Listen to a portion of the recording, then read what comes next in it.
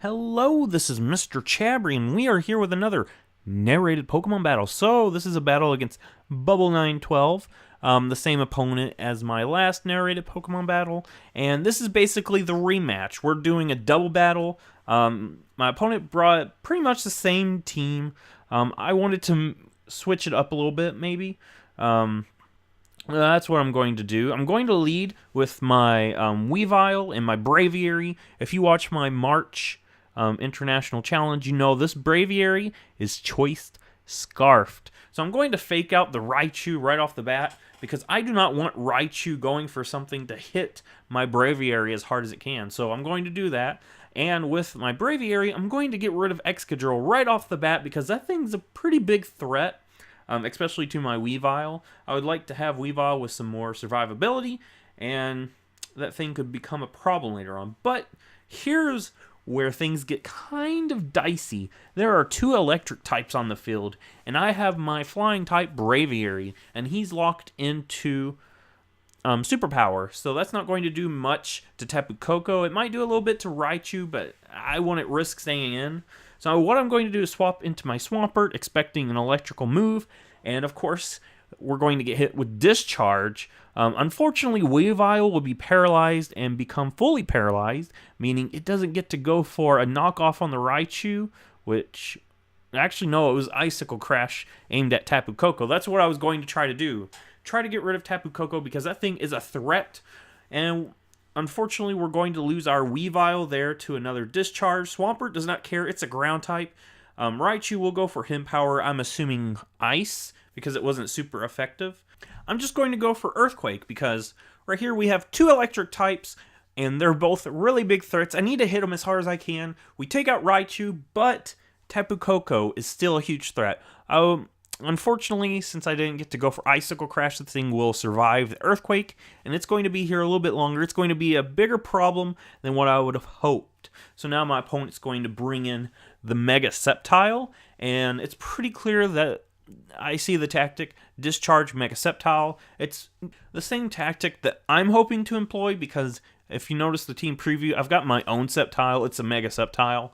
So we both have Lightning Rod, Mega Sceptile. I'm going to go for a Fake Out onto my opponent's Sceptile to prevent it from going for Energy Ball on my Swampert. Swampert's still looking pretty decent, but I don't want to keep it in on this Mega Sceptile because Mega Sceptile will outspeed this thing, and Energy Ball will completely devastate Swampert. I'm going to go back into Braviary because it should be able to take Energy Ball pretty nicely, and this Tapu Koko is going to go for a Dazzling Gleam. That's why I felt pretty safe going in, knowing that Tapu Koko probably wouldn't go for an electric move or even a Discharge because we've got Lightning Rod Pokemon on the field, and Swampert was ground type, so I was pretty confident in doing that. I'm going to Encore the Tapu Koko, that way it can't go for an electric move, and I've got my Braviary here.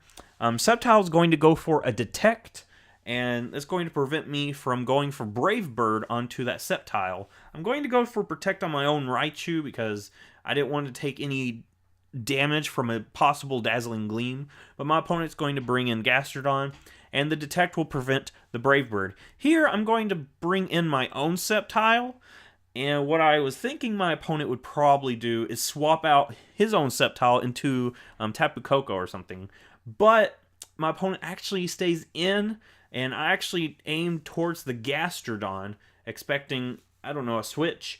But this Energy Ball will be enough to take out Braviary. So what I probably should have done is just went ahead, Brave Birded that Mega Sceptile, and it would have taken it out. But now we're going to take an Earth Power, and Sceptile doesn't really care about that. Sceptile is a Grass type. Ground type moves aren't doing that much. But now I'm going to go into my own Raichu, and yeah, I'm pretty sure that there's not much my Raichu is going to be able to do in the long run, though. That's going to be the big problem because its only attacking move is Discharge, and my opponent has a Ground type and a Lightning Rod user. So my opponent's Sceptile will go for a Detect here. This Sceptile is more in mind of double battles, whereas mine is more for single battles. And you're going to see that because I don't have any Protect or Detect. I do have Protect on Raichu, but that's because this one was bred for double battles. So now Gastrodon's going to get leftovers, of course. And I'm going to swap out my Sceptile because I'm kind of scared that maybe that Gastrodon could have an ice move. And I would really like to get rid of my opponent's Sceptile. So I'm going to go into my Swampert expecting something like maybe an ice type move or something, I don't know. As my opponent's actually going to go for the Dragon Pulse. And I'm going to Encore the Gastrodon slot. I didn't really expect my opponent to switch out there, but I guess that makes sense since I did have Sceptile on the field. So now I'm going to go for Protect because I'm pretty sure that if I don't, of course, Swampert would eat a nasty Energy Ball. And I'm going to lock in the Mega Sceptile into Energy Ball. So now it's locked in, and Blacephalon's going to go for a Psyshock on the Swampert slot. We're going to get some nice recovery here. And what I'm going to do is make maybe a controversial move here because it doesn't really help out my case. But I stay in with Swampert, and I was actually expecting Mega Sceptile be swapped out because it would be pretty easy for me to bring in my own Mega Sceptile. But then we see Blacephalon go for a Psyshock, and I'm pretty sure that was on the Swampert slot as well, just in case my Mega Sceptile comes in. Mega Sceptile, I don't think it would have lived that, so either way, if I brought in my Mega Sceptile on the expected Energy Ball, it still would have went down there to the Psyshock, and that wouldn't have been really nice. I'm going to try to get another Fake out here, because really that's the only thing that Raichu is doing positive. I'm going to go for Overheat, hoping to get some nice damage, but it does only half. And Blacephalon will be able to take out my poor Typhlosion here with another Psyshock. So unfortunately, Typhlosion didn't get to do anything in this battle, but take nasty Psyshock after Psyshock. And I still have my Raichu here.